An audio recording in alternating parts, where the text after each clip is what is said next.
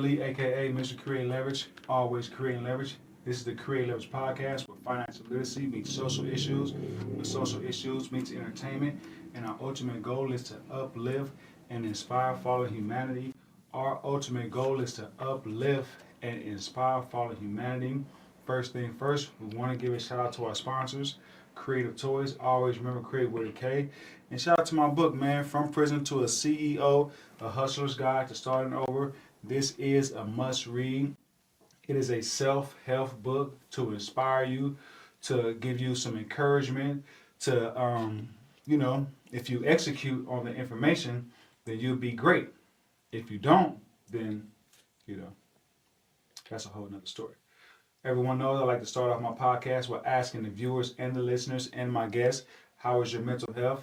Everyone knows that mental health is a big, big issue in the world, let alone in your world, which is your tomb that you got within you. Let me know how your mental health is doing. Some people think that mental health is a clinical diagnosis, but mental health can be you're off today. Someone pulls you over and someone's cuts in front of you in traffic on your way to work, you cuss them out, your mental health is off balance. So let us know how your mental health is. Get in the comment section. I'm going to ask my guest how is his mental health. Billy Bob. What's up, man? How you feel? Peace to the brother. Yes, sir. How your Peace to mental you health too, doing? man. My mental health is doing good, man. I'm in a good space, yeah, definitely wake up every day and check on myself. Some days I'm okay, some days I'm not, So today I'm okay. I can dig it. Today I'm okay, yeah. So our special guest, Billy Bob, comedian / sales professional, but we will get into all of that. Billy Bob, man, introduce the people, man, tell the people who you are, man, a little bit of history. Man, it's a lot to go over, man. Keep it short. Keep it short. From Baltimore, BMO. Sales background, stand-up comedy for the past almost 7 years. So, yeah. What's your go-to joke?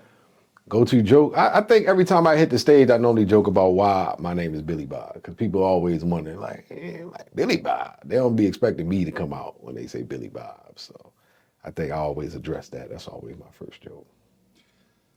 So how does sales find you, and how did comedy find you? Those are two questions. Well, sales found me first. Sales found me first. I actually used to work security, and I had a little situation happen where, me and a couple buddies I was doing security with started doing bounty hunting. I was a bounty hunter, and I got locked up for impersonating the police.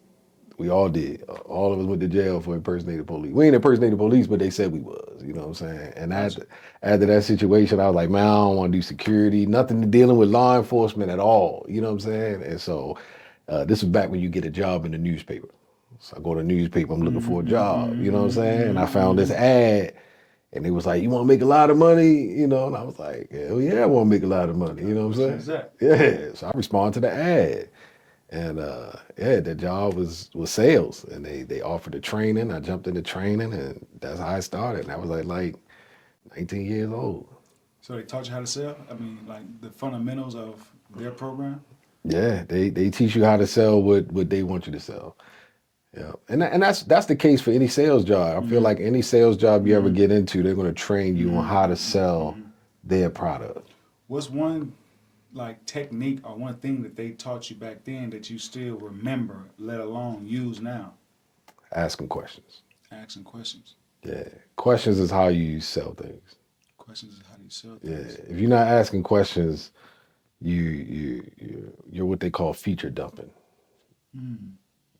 Because I correlate that to my position in quote unquote sales, because most people know that I'm in a kiosk business. We sell electronics, drones, RC products, remote control cars. And I don't try to necessarily sell the product. I mostly try to educate them on the product and allow them the opportunity to buy or not. And then, there's a process after that. But asking questions. And as soon as you said that, I automatically started thinking, like, how can I start asking questions? You know what I mean? You might do it already. What's the first thing you say when somebody walk past your kiosk? What you say to them? Excuse me. This is my booth right here. I just want to show you what I have. So that's not necessarily a So question. you're not leading with a question. I'm not leading with a question, or I'm not leading with trying to sell them something. Yeah. I just want to show you what I have. Even if you don't buy anything, I just want to show you what I have, because you know what Macy's have, but you don't know what Creative Toys have. So we just want to show you what we have. So you just talking to people. I'm just talking to Do you get ignored sometimes? all the time. It's because you're not asking them a question.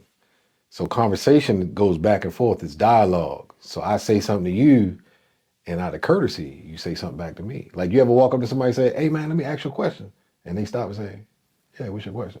Well, you asking them, "Can I ask you a question?" was the first question. That's why they responded. People respond to questions. You know what I'm saying? So like, there's this saying in sales where I learned something. huh? I learned something. You did? All right, that's good. There's this saying that say, it's in a book, I don't know the book, so don't ask me. Convince a man against his will, he's of the same opinion still. Which means I could sit here and talk to you like, "Hey man, so in my book, I talk about, man, how to come up and how to do this. And man, this book, man, you gotta read my book, man. My whole life, everything I learned is all in this book."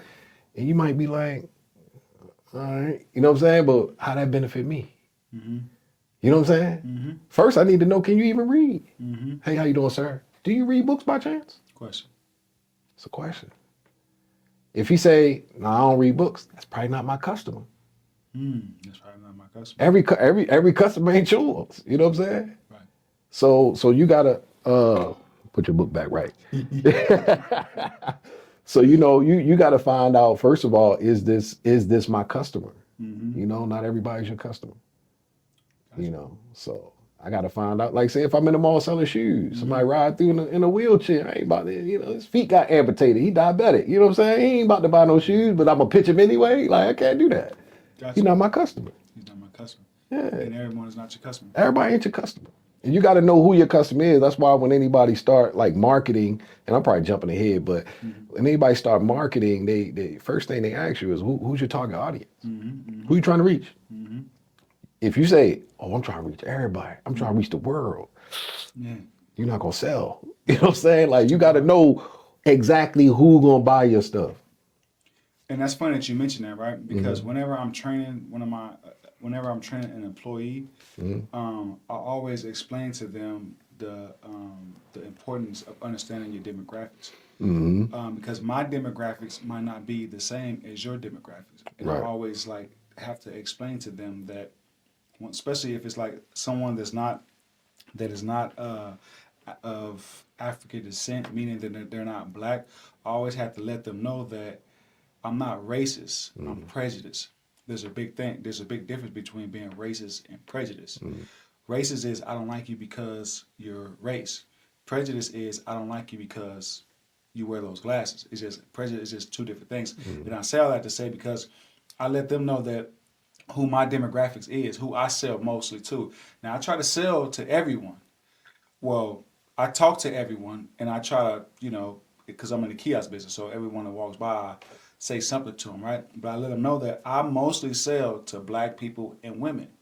Those are my demographic that I mostly sell to. Your demographic may be someone else, and however it goes. So I always let them know the importance of understanding your demographics. And I sell that to say, because you said, what you said? About your target audience, knowing who your target audience is. Mm-hmm. And that's good to know, especially when you're in sales. Like, you sell a product and you hire employees, and they working for you. You got to know, and the beauty of hiring employees is your demographic may be different from your employees' demographic. Exactly. You know what I'm saying? Because people buy from people they like. So maybe you sell to black people because black people like you. Maybe you sell to women because women like you. You know what I'm saying? But you might hire a female and she might sell to white guys. Right. She might sell to all guys. And if she Hispanic, she might sell to Hispanic people. You know what I'm saying? So it's just like everybody gonna sell to their people, So it's just like, that's why, on any sales floor, you walk in any dealership right now, I guarantee you that the sales floor is diverse. I guarantee you'll see a black salesman, a white salesman, a woman, You're gonna see a Hispanic. You're gonna see an Asian. You might see an Indian. You know what I'm saying? Like you're gonna see almost every demographic on that sales floor because the dealership knows that if they want to sell cars to everybody, they want to have somebody. Hey, somebody might walk on the lot, and if you're a salesman, they may not like you. They may not want to buy from you. So they're gonna be like, "Hey, Kev, sit this one out. Let's send Timothy over there." You know what I'm saying? Yeah. They're gonna like Timothy. Timothy gonna sell them a car. You know, so like the businesses, the big businesses, they playing chess. You know, yeah, they playing chess. So they figured it out. And most people who think that they superstars, you know, most of these big businesses think, oh, you're replaceable. We could train anybody to do that. Most of these jobs got scripts anyways. They're like, hey, all you gotta do is read the script. Anybody could sell. Yeah. So comedy, man. Comedy, I feel like is a very interesting topic. So I was actually in the car business working as a finance manager. And one of my salesmen at the time was a rapper. And he asked me to manage him. You know what I'm saying? And I'm thinking I'm already a manager. I'm like, dude, I'm already managing you. He was like, nah, I'm a rapper. That's how I found out he was a rapper. And so I was like, you any good? You know what I'm saying? He was like, yeah. He let me listen to his music. I was like, oh, damn, he's actually pretty good, you know? And so I told him, I said, well, I don't know nothing about the music industry. I was like, so I can't manage you, you know what I'm saying? But I went home that night, and because it was on my mind, I started researching. So I started looking up, okay, well, what does it take to manage a rapper? Like, what does that look like? Like, how do I do that? So as I'm researching it, I'm finding out some very interesting information. And I realized it really all goes back to sales. You know what I'm saying? Like most people are good at something. They just don't know how to sell it. So as a salesperson, I find ways to sell whatever it is I'm selling. So if I'm gonna sell this rapper, I'm like, you know, let me figure out how to package them up. You know what I'm saying? And so I got into the world of the arts, you know, so I started going to his performances, watching him perform, and I'm meeting other artists, I'm meeting comedians, you know, and as I'm meeting all these people, I'm realizing all of them really had the same issue because I'm managing him, but other people asking me to manage them. And I'm like, well, why all these people need management, you know? And I realized, like, oh shit, they don't know how to sell. They can rap. They could tell jokes, but they don't know how to sell it. You know? So you can have all the talent in the world, but you might not have no customers if you don't know how to sell your talent. And so I realized that there was a lane for me. You know, and so I started producing artist showcases, and then I started producing comedy shows. Did the biggest show in Baltimore that I ever did. I rented out a college theater and did a big show. And went really well. We sold over 900 seats. True story. You know, and so from there, I ended up moving to Vegas, and I started producing comedy shows here. And then one of my friends was like, bro, you keep producing all these comedy shows, why don't you get on stage yourself? So I took that as a dare. I was like, oh, so you dare me to get on stage. So I was doing this comedy competition here in Vegas at Tickle Me Comedy Club. And I was like, you know what? Because one of the contestants backed out. Their dad was in the hospital. So I was like, you know what? I'm going to fill the spot. So I filled the spot and I ended up winning second place on this comedy competition. So I'm not like, oh, shucks. You know what I'm saying? Like I might be on to something here, you know? And plus I had fun. So I'm like, oh man, I had fun doing this. And so from then on, it was just like, all right, I was addicted. So I just started getting on stage more and more and more, started working on jokes, started working on material. And it took me a while to kind of find my lane and figure out how to, you know, do it and write jokes. And I even hired like a writer, like a mentor to help me, coach me through it. And she was dope. And she would, shout out to her, comedian Nikki Carr. Nikki Carr was somebody I hired as a coach. I was like, hey, Nikki, I need help. She was a beast. And so she was like, her coaching style was cool because she was just, I'd just stand in front of her. She's like, all right, go ahead. And I would tell my joke. She'd be like, nope, stop, that ain't funny. And I was like, oh. And then I had to keep starting over until my shit was funny, you know.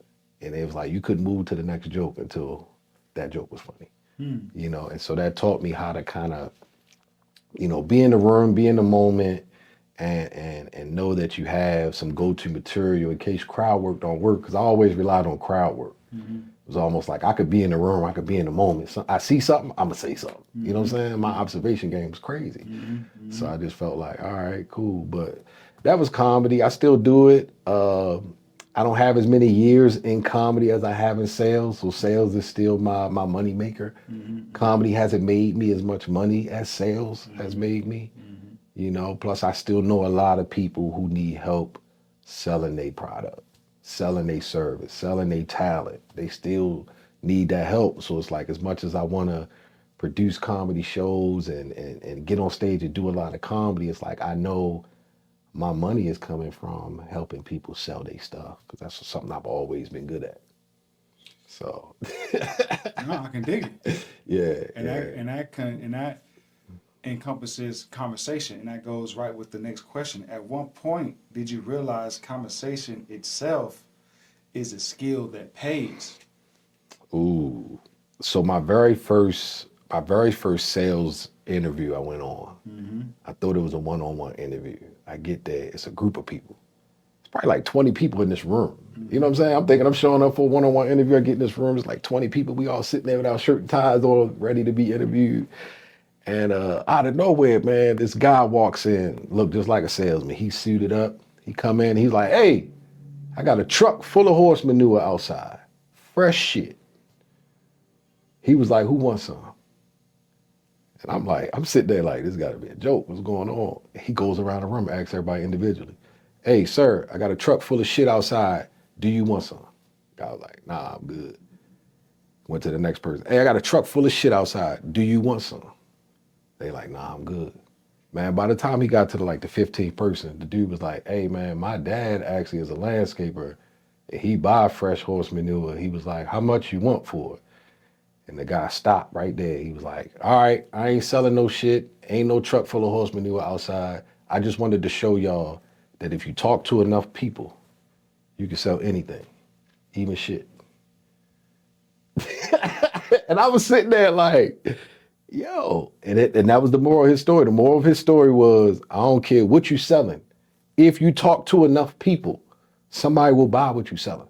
And so I kept that. That stuck with me no matter what. I was like, you know what? I could sell anything. Like, a lot of my friends know I had a lot of jobs, but mostly all my jobs was sales. I was always selling something. You know what I'm saying? It's because I realized that, one, sales helped me make a lot of money. You can control your own paycheck with sales. Like, I can't work for an hourly rate.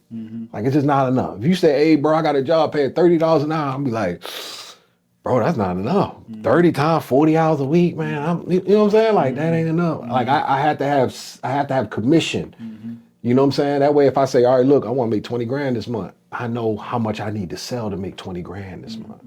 If I say, hey, I need to make at least 10 grand this month, I know how much I need to sell to make 10 grand. You know, I can't settle for the small money if I know big money out there. So because I know that sales is conversation and all I gotta do is talk to enough people, technically in my mind, all I gotta do is be selling the right product.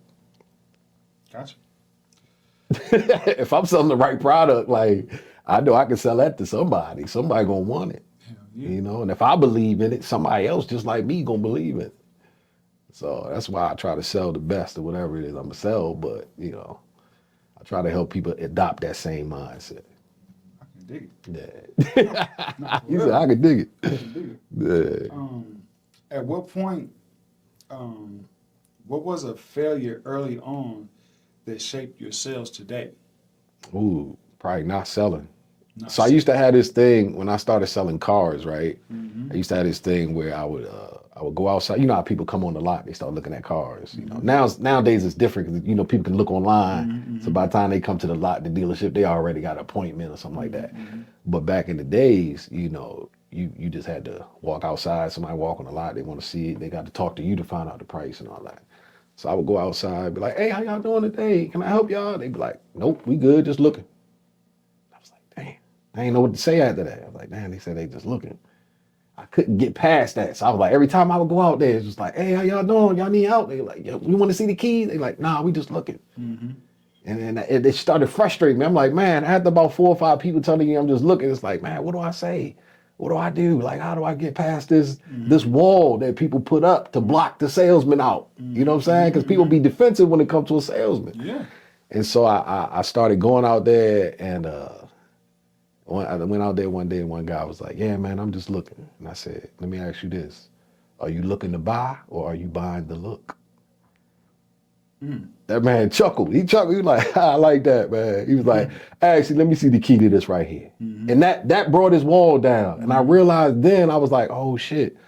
If you just have a little sense of humor help you with bringing people's wall down in order to be able to build relationships so they don't feel like you selling them something. I got that in my book, but go ahead. Yeah, because, and it's in a book. Make a friend, make a fortune.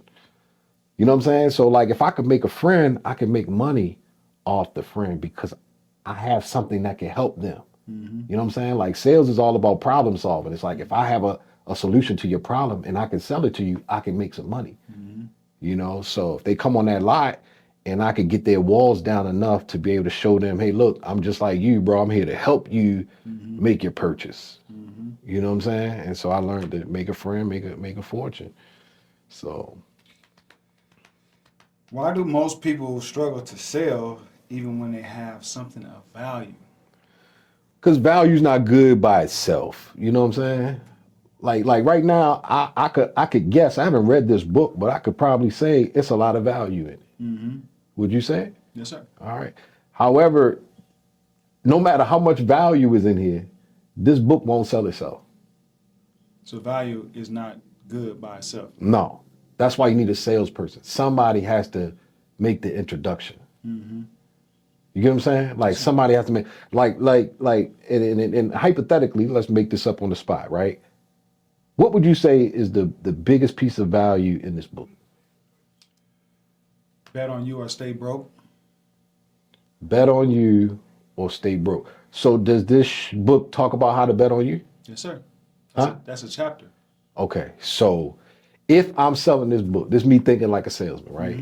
If I'm selling this book and I know that the value in this is you can learn how to bet on yourself, right? If I break that down, betting on yourself, I could probably say that a person who doesn't bet on themselves is probably insecure, right? They probably lack confidence. So now I'm trying to find people who lack confidence because that's probably my target audience for this book because this book teaches you how to be confident in who you are, right? And that kind of aligns with a brand that I started, me and the wife, called Focus on You, right? So when you focus on yourself, you start to learn things that help you better yourself. And I feel like that's what your book does. So you got to find people who aren't happy with where they are right now. So now when you talk to people, instead of leading with the, hey man, I bought this book, I wrote this book, buy it, it could be, hey man, how you feeling today? And you're like, oh man, I'm good. You mind if I ask you a personal question? And they're like, nah, what's up? You be like, are you happy with your life right now? And let them answer. And depending on what if they say, yeah, man, this is the best I ever been in my life. You're like, all right, that's what's up, man. That's what's up. So you be betting on you? They be like, yeah, I bet on me all the time. Okay, bet. This is my man. We see eye to eye. You may not be my customer. But the next man might be like, nah, man, I ain't happy with my life right now. You know what I'm saying? Like, life been beating me up, bro. And now, automatically, I already know this is a brother who probably don't have enough confidence to bet on himself. Gotcha. So now I'm asking questions like, hey, bro, what if I told you that I wrote a book for somebody just like you who feel like life been whooping your ass and you can't catch a break and you ain't been able to feel confident enough to bet on yourself? What if I told you I wrote the blueprint for how you can start doing it right now with nothing? I started with nothing. You know what I'm saying? Now I got their attention and I ain't even told them about the book yet. All I said was I wrote a book. So by the time I pull it out and put it in their hand and say, hey man, look, hold that. Now I just made them take ownership. You know what I'm saying? So now I'm like, Kevin, what if I told you this, man?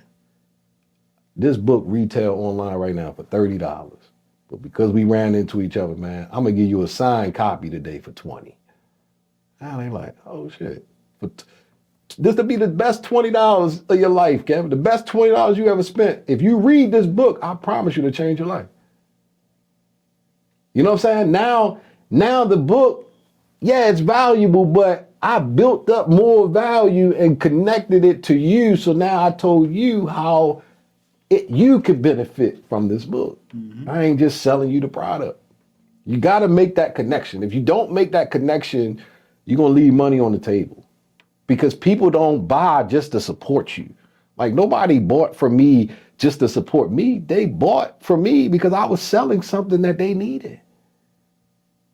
Sometimes you got to make the connection and let them know that they need it. And that involves asking questions. That's why I told you that a good salesperson knows how to ask questions. Because now I can uncover the need just through asking you questions. People like to talk about themselves. If I ask you enough questions, I can get you talking about yourself. Shout out to Billy Bob. I done said a lot, man. Go ahead. You got another question? Did I go off course? Well, we are going to take a break, and when we come back, we want to talk about Focus on You, the brand that you and your wife started. Okay. All right. We can do that. We got to pay the bills. Make sure y'all like, share, and subscribe. Check out our sponsors. I will make sure I leave their link in the bio. Kreative Toys. Always remember Kreate with a K. Go on the website. You see something you like. The podcast studio ain't free, but the content is free. We'll be right back. I like that. Got to pay the bills. Bills. Did you hear about the hidden gems inside this mall? Come on in, let me show you. Welcome to Kreative Toys, where you will find creative toys that will entertain your kids for hours. Come check us out at the Meadows Mall.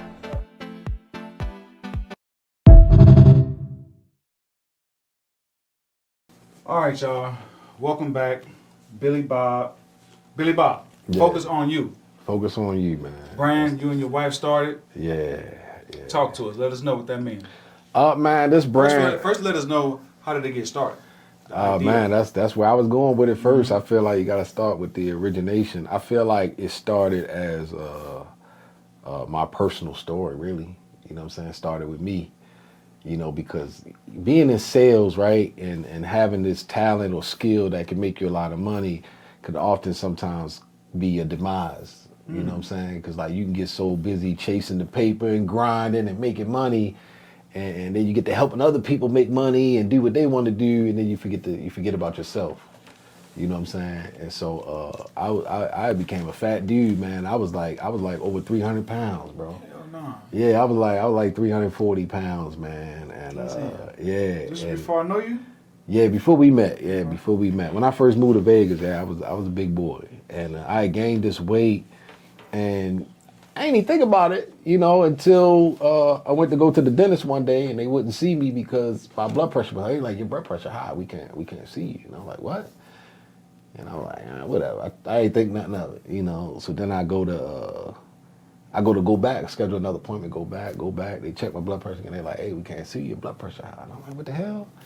And so then I scheduled an appointment with my doctor. I go see my doctor. I'm like, hey, man, you talking about my blood pressure high. They won't see me at the dentist. They won't clean my teeth because of my blood pressure. I don't know what one got to do with the other, you know. But he started educating me. And like, well, you know, they're connected and boo, boo, boo. He was like, yeah, blood pressure a little higher. You have to take these pills. And I'm like, hey, doc, I ain't taking no pills. He was like, well, you know, here's what could happen if you don't take these pills. And I'm like, well, doc, I believe in like the all natural way. Like, what's the natural way to do this? He said, you ain't gonna be able to do it. I said, well, shit, try me. And he was like, well, you're gonna have to watch your salt and take your sodium. He said, you're gonna have to start exercising. You gotta get some of this weight up off you. And I was like, oh, okay. And so I started that very next day. Got up before work, an hour before work, and I just started walking. I started walking an hour every day. And then I started realizing over time, you know, I'm like, all right, bet. I'm walking now. Start changing my eating habits, watching my salt. You know, I'm making bland food. I'm using Mrs. Dash, you know. So I'm trying to, you know, do this thing the right way. And I started watching the weight fall off. Boom. Week of consistency, a month of consistency, couple months of consistency, a year of consistency. Then people started seeing it. They was like, oh, man, you know. And I realized after some time, I was like, man, you know, the best thing I could have ever done was focus on me. You know what I'm saying? Because when I started focusing on me, I realized that I showed up better for other people. You know what I'm saying? Like when you don't focus on you first, you could show up evil for somebody else because you ain't happy with yourself. Like you got to be happy with you first before you go around contaminating people. You know what I'm saying? You ever been around an unhappy person or a miserable person? Hell yeah. That shit ain't fun. That shit ain't fun. That Yeah. shit's like, and knowing is Yeah, and I've been that miserable person. I've been around people miserable, and I'm trying to, make the most of it. But I'm a hater because I ain't happy with me. Anything somebody doing, like, I ain't gonna work. This nigga here. You know what I'm saying? Like that energy, like it carries everywhere you go. People see it, they taste it, they smell it. They like, ugh, I don't want to be around that. That's nasty.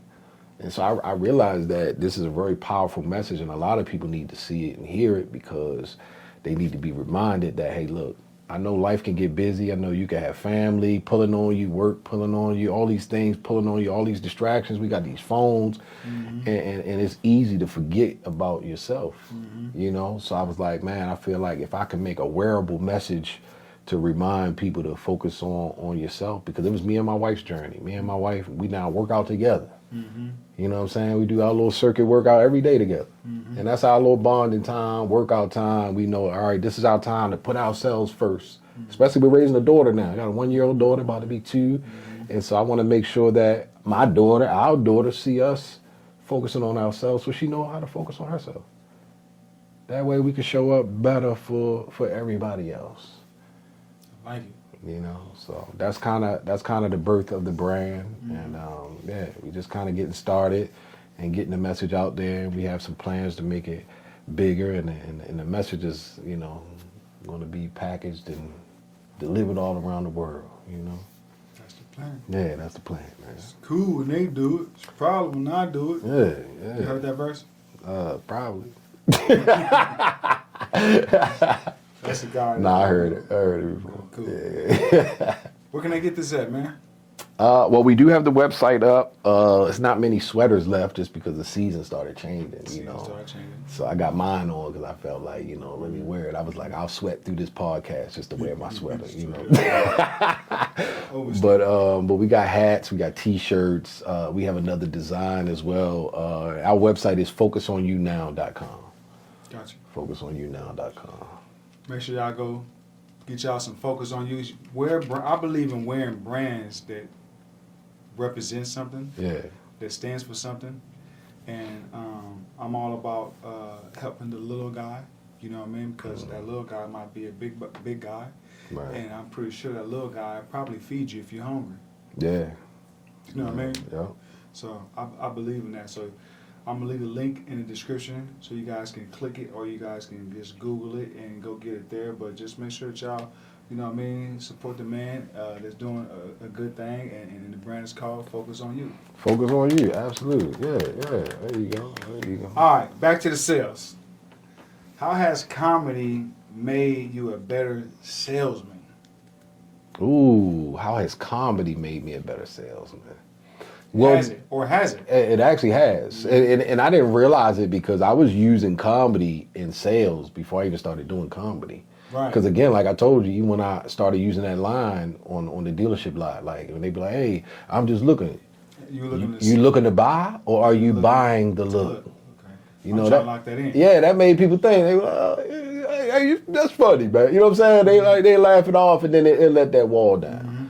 So I used humor then, and I've always used humor. Like if I was showing somebody a car and I'm showing them the features, opening up the doors, I open up the trunk, I'd be like, "Look, man, you get a body in there, you probably get 2," and I'd jump in there. I would jump in the trunk just to show them how much space was in the trunk. So this little stupid stuff just to make people laugh, make people feel like, oh, this man, I feel like this dude my cousin. People felt like they was buying a car from a family member because I made them feel that way. Humor allowed me to connect with people. So when I started doing comedy, comedy taught me the art of storytelling, and I'm still learning that. You know what I'm saying? Like learning how to tell stories, because stories is actually how people learn and how they connect. Everything is a story. If you think about it, any comedian that you listen to, they telling stories. It's mostly storytelling. I mean, you got people who write like one-liner jokes and stuff like that, but most of them tell stories. You know, every movie you watch is a story. Every book you read is a story. Everything's a story. You know what I'm saying? What do people post on Instagram? Stories. You know what I'm saying? Everybody telling a story. Mm-hmm. You know, so once you learn that everything's a story, you know, you use that in everything that you do. So even in sales, I've learned how to tell stories, and I've learned how to tell them in a way where instead of rushing through it, I can take my time and deliver it the way I need to deliver it, so it gets the punch that it needs. You know, so, and everything is transferable. You know, having the sales skill helped me to sell tickets to comedy shows. Mm-hmm. Mm-hmm. You know, a lot of the people that I met and that was comedians, I realized, oh, you know what? They struggling to make money because they don't know how to sell. They know how to make people laugh, or maybe they don't, but they haven't mastered selling. I know comedians who aren't that funny, but if they can sell, they could sell out a show. Mm. You know what I'm saying? Mm-hmm. So it's like, sales is a very, very important skill. And I do want to say this, Kevin, because you know what frustrates me sometimes, because I've had friends like this where they be like, oh man, I don't like selling stuff. I don't want to sell nothing. And I get frustrated with that because I feel like at the end of the day, we all salesmen. Everybody salesman. Because the people who would tell me that they not good at sales, they'll turn around and be like, hey bro, you seen the new Jordans? Bro, you gotta see the new Jordans, bro. They black with the red at the bottom, boy. I already got the outfit picked out. You gotta see the Jordans. And this is like, bro, you know you just sold me on Jordans and you ain't gonna get no commission. You ain't gonna get no commission for it. You know what I'm saying? So we sell things all the time without even realizing it. You see you go get some good food at a restaurant, you be like, hey bro, you ate at such and such yet? You selling me that and you ain't gonna get paid. You mean to tell me you can't do this for you? You gonna do it for your favorite movie, or the movie you saw on Netflix, or the shoes that you thought was dope, or the food that you thought was great, but you can't do it in a way where it make you some money? That's backwards to me. And like you said, people sell without even knowing it. If you don't like selling, right? Mm-hmm. If someone says they don't like selling, but they go to work and they have a 9 to 5, they are selling their labor. They are selling their time. That too. You know what I mean? I mean, if you want to get technical and you want to get deep for someone to say that they don't like sell, you are selling your labor. Yeah. You know what I mean? And someone is buying your labor for your paycheck. Right. Plus, you gotta think, right? Any business, because since you mentioned people having jobs, right? Every job that a person has probably supports sales in some kind of way. You know what I'm saying? Mm-hmm. Like, because somebody has to sell whatever that business is selling. Yes, sir. You know what I'm saying? Even somebody who say, oh, I just work in a call center. Like, okay, well, that call center you work at, they sell a product. You just on the support side of it, which is cool if that's what you choose to do. I don't shame anybody for having a job. Mm-hmm. I have a job. Mm-hmm. You know what I'm saying? But I also don't give up on my goals. Mm-hmm. You know, jobs are for stability. Mm-hmm. You know, jobs are to help you make sure you can pay your bills while you build the dream on the side. Mm-hmm. You know, and so I talk to people about that, because a lot of people I meet, because it's a flip side too, right? A lot of people say I don't like selling. You get a lot of people say I don't like working for nobody. Mm-hmm. You know, and I sometimes teach them like, hey, there's nothing wrong with working for somebody as long as you see it as a bridge. Mm-hmm. Not as like your permanent destination. A lot of people think, well, I don't want to get no job, man. They ain't about to have me working for nobody the rest of my life. It ain't got to be a rest of your life thing. It got to be a let me get my bills paid thing. This job right here going to pay all my bills while I invest my evening hours into my dream. Yes, sir. You know what I'm saying? And that's really how it has to go. And sometimes people need help seeing that, because I know comedians who be like, nah, man, I want to be a full-time comedian. It's like, that's cool, but you got to get there first. How you going to invest in content? How you going to invest in paying a videographer to come film your special if you ain't got the money? At least if you had a job, your job could pay for the cameraman. Yeah. At least if you had a job, the job would pay for the fresh outfit for you to go on stage fresh when you got the show. Yeah. Like, come on, man. We gotta make sure that we thinking clearly and not emotionally. Sometimes we get all emotional, like, nah, man, I want to do it full time. I want to work for nobody. That's emotional. You know what I'm saying? Remove the emotion. You're like, shit, I need some money coming in. Mm-hmm. So how am I gonna get this money coming in? And there's a lot of ways to bring money in. Mm-hmm. You got to pick one. Mm-hmm. You know what I'm saying? You say, all right, I'm gonna do this for this amount of time. I'm gonna keep this job here for 6 months. In that 6 months, I plan to do this. And hopefully within that 6 months, I'm gonna see how this is doing to see if I need to keep this or if this gonna take that over. Yeah. You know what I'm saying? And people got to really understand that, because that's really what sales has done for me. It's shown me that, okay, I have a skill that'll make me money, but it also make me money in so many other ways, because everything is sales. With that said, let's talk about consulting. Okay. Consulting business that you have, that you're offering to the public, and trying to help people create leverage in the system. Let's talk about that. Well, I feel like that's a business I've had for a long time without even putting a price tag on it. Mm-hmm. I feel like, somebody asked me one day, they was like, man, what do you think people call you for? Like, when people reach out to you, what do they want? Because that normally can determine the value people see in you.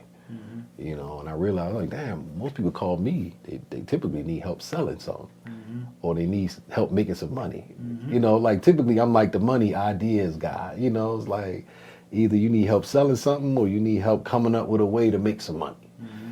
And I'm the guy they call for that. Mm-hmm. Mm-hmm. So I would say,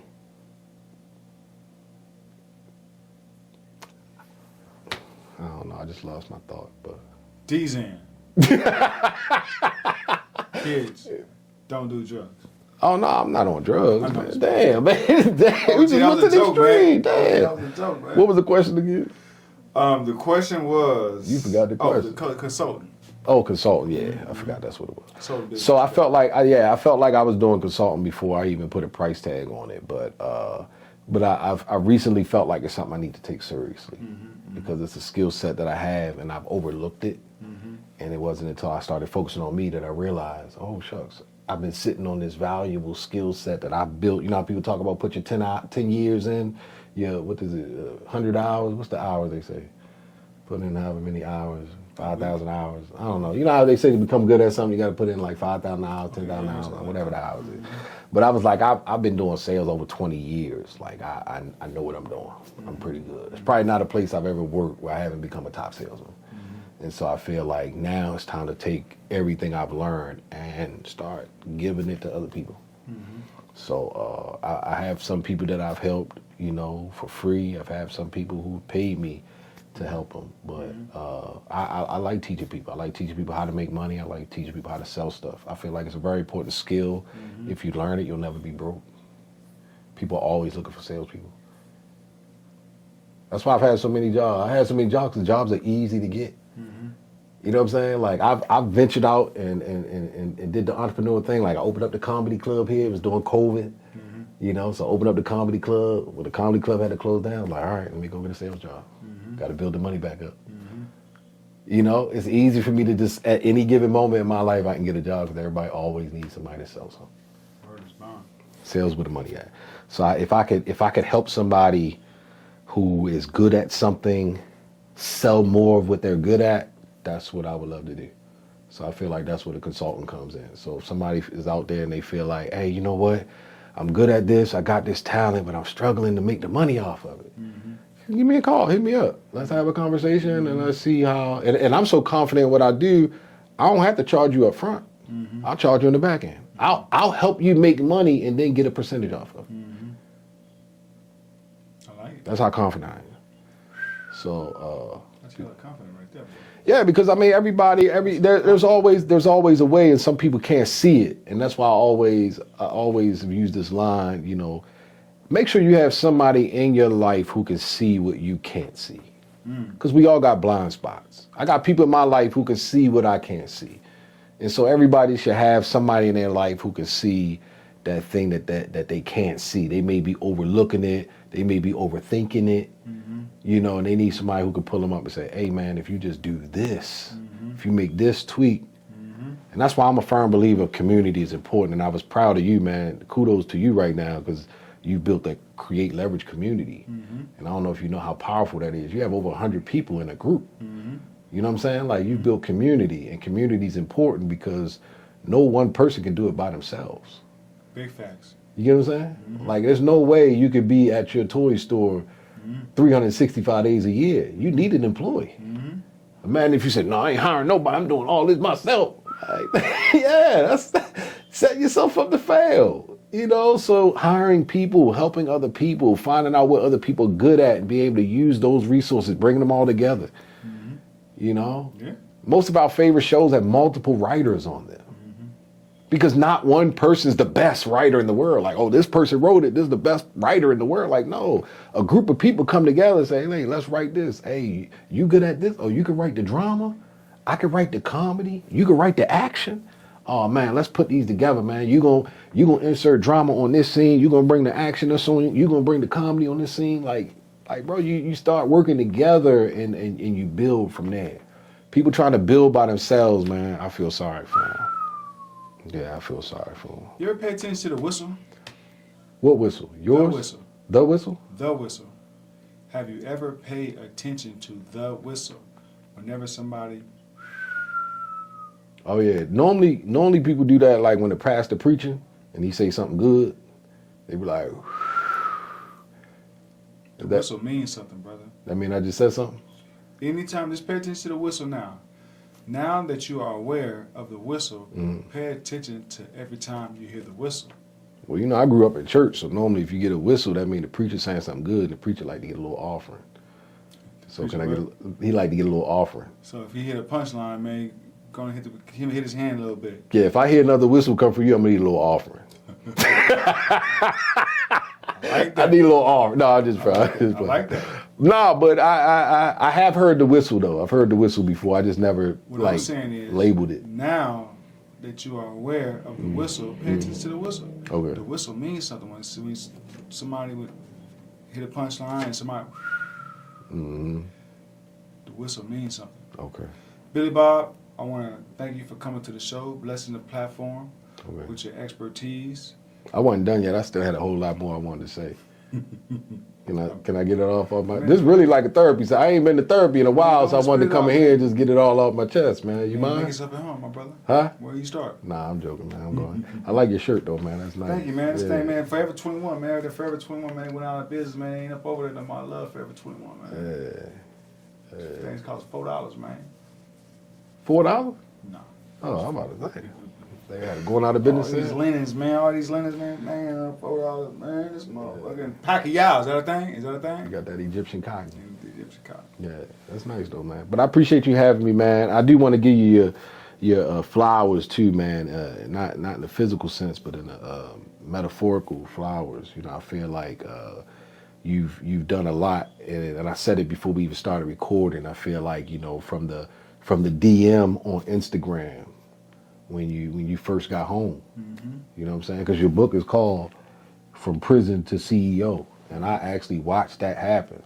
Like when you got out of prison, you sent the message, hey man, I'm doing this, woo, woo, woo, woo. And I was like, I don't know who this dude is, but I admired your motivation. And to watch that motivation become multiple businesses, man, kudos. You know what I'm saying? Like, and I don't know if you stopped and looked at it either, but you got this podcast studio, the toy store, the photo booth, you got the book, you got the staffing business, you got the coaching business. I mean, I don't know how many businesses you have now. Well, they say you're supposed to have 7 streams of income. That's what they say. I don't know how true that is, but that's what they say. I just feel like, so I have my own constitution. You know how like America has its own constitution? I have my own constitution, and one act in my constitution is one of anything is too close to none. So one source of income for me is too close to none, and I'd be scared. You ever been hungry before? You ever been homeless? Nah, I could always sell, so I ain't never had to deal with that. I'm just telling you. Yeah, I know. So therefore, but bullcrap aside, I'm on a vicious mission that I had made an oath to myself to complete when I was incarcerated. So I'm in the process of that mission. So when you see me, just know that it's a vision and a mission and an oath that I made to myself when I was in prison, that I'm on that quest to this day. That's why I don't worry about nothing, because I know that, you know, I'm a reach it. I just gotta wake up every day and put my feet on the ground and continue to push in the envelope. That's good, man. I like that. You know what I mean? Continue to do good business. continue to be a good person, continue to give back. See, once I really get it, right, Mm-hmm. I'm going to help so many people along the way. So I just don't want to get it for myself, you know what I mean? It's going to be a lot of people that benefit off of, you know, the fortunes. When you say get it, what does that mean? Well, what I mean is, it's levels to it. Mm-hmm. It's economic levels to what I'm pursuing. So once I reach that economic level to where as though that I can really distribute some of the wealth, Mm-hmm. like, you know, I wouldn't say Robin Hood, because I think Robin Hood stole from the rich and gave back to the poor. So I wouldn't say like that. But what I'm saying is, once I'm at that level to where as though I can really distribute it to the needy or, you know, humanity, I'm gonna help a lot of people along the way. I always say that too. Mm. Mm-hmm. So this is not a selfish desire that I'm on. This is a uplifting of humanity that I'm on, and that's part of the premises of the Create Leverage podcast. Is I want to inspire and uplift fallen humanity, but really all of humanity. You know what I mean? Okay. Mm-hmm. That's good, man. Yeah. Well, I wish you much success, man. Keep doing what you're doing. You got out of prison and you've been tearing up the city. I've been seeing you everywhere, bro. We working. Yeah, as you should be. So I'm proud of you, man. Keep it up. Yeah, keep it up. Yes, sir. Shout out to Billy Bob. Yeah. All right, Billy Bob. Tell people where they can find you, my man. They ain't gotta find me. Nah, I'm joking. They can, I'm on Facebook as Billy Bob Jackson. I'm on Instagram as Created by Billy Bob. Yeah, you can shoot me a message on either one of those. That'll probably be the best way to get in touch with me. Yeah. Question. Yeah. What does creating leverage mean to Billy Bob? Create leverage. What that means to me is it means that you're creating an unfair advantage. Okay. I feel like everybody should be trying to create an unfair advantage because for too long, everybody has created leverage for themselves, and we have been on the tail end of it, just being the grinders, doing all the grunt work, and not getting no recognition. And it's time for that to reverse. So I feel like in order for that to reverse, people need to become more self-aware. They need to focus on themselves, focus on their strengths, focus on their community, and figure out how they can create leverage. Because creating leverage is not about just thinking about it, saying, oh, I'm gonna create leverage one of these days. Like, no, creating leverage means let's get an unfair advantage. I can only do so much by myself. But if I can get 100 people in a room and find out what everybody good at, and I could build a product that we can all get behind and sell, and I ain't doing it by myself, and if it take money to do it, if I got 100 people in a room and they all put up $1,000, you get what I'm saying? That's $100,000. Gotcha. That's a healthy investment into a business. Gotcha. Do you know when you start an LLC, you can break it down into where, say if me and you own the LLC right now, we could say, all right, you gonna own 50%, I'm gonna own 50%. Mm-hmm. But let's just say you got 100 people together Mm-hmm. and say, hey y'all, we all gonna start an LLC. Mm-hmm. But instead of giving percentages, you give units. You get 10 units, you get 10 units, you get 10 units. Everybody put up $1,000. We got 100 grand. 100 people, $1,000, we got $100,000. What are we gonna do with it? A room full of 100 people should be able to come up with a way to invest $100,000 to make sure that their future looks brighter than it does right now. Gotcha. And once that happens, then everybody breaking bread because everybody own units. And then when they get big and people start talking about it, like, yo, bro, you see that company pop up, man, is doing this, doing that, And you be like, oh yeah, where they come from? They don't even know it was 100 people working underground trying to create leverage all this time. Gotcha. So that's what create leverage mean to me, man. God damn, that's ran out of time. So let me tell y'all what create leverage mean real quick, man. So create creating leverage means to me is doing what you have to do legally and ethically to put you and your people in a better position in the system. I always preach legally and ethically. Legally because you don't want the police kicking in the door, shutting down the shop. Ethically because you know right from wrong. So that's what create leverage means to me. My name is Kevin Lee, aka Mr. Create Leverage. This is Brother Billy Bob. This is the Create Leverage podcast where financial literacy meets social issues, where social issues meets entertainment, and our ultimate goal is to uplift and inspire fallen humanity. Until next time, don't do nothing I wouldn't do. We don't know what that is. What would you do? Commit a crime that's gonna get you a whole bunch of time. Okay, all right.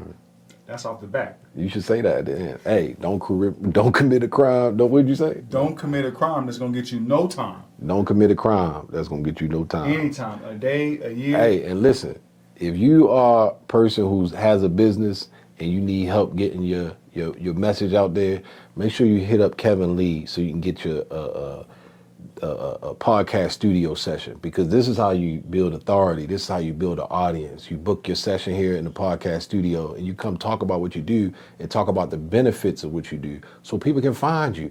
Most times people don't make money, Kevin, because nobody know what they do. So they need to come talk about what they do, and if they don't want to talk to you, tell them book a session so they can come talk to whoever they want to talk to and sell their business. All you gotta do is Google Create Leverage Podcast Studio or just holler at me directly. I'm not hard to find. Until next time, don't do nothing I wouldn't do. Don't do no crime that'll get you no time. Shut.